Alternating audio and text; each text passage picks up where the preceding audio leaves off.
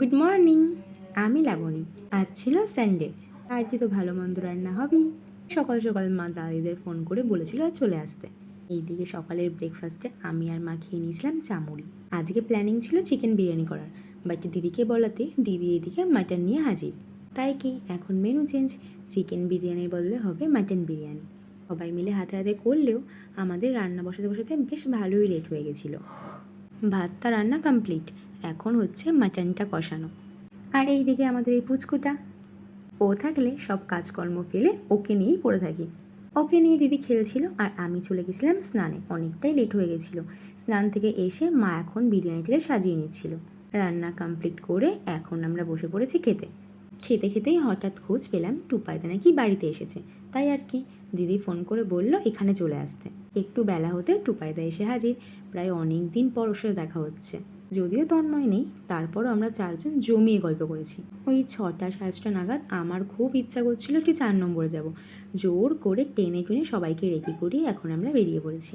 সারা রাস্তা নানান ধরনের গল্প চিল্লামিল্লি করতে করতে আমরা এখন যাচ্ছি।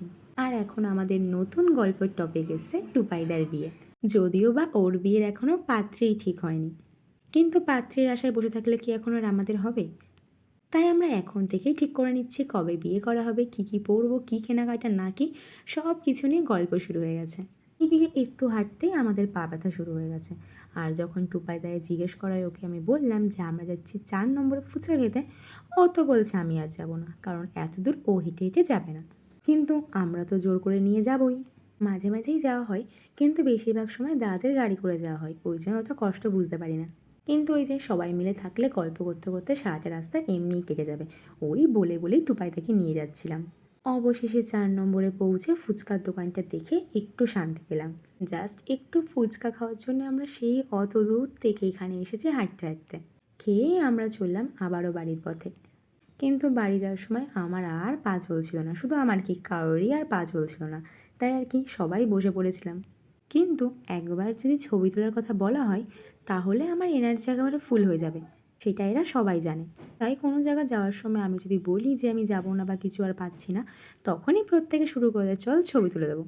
এদিকে অনেক সেলফি তুলেছি আমরা, কিন্তু একটা ছবি তো আমাকে ভালো লাগছিল না।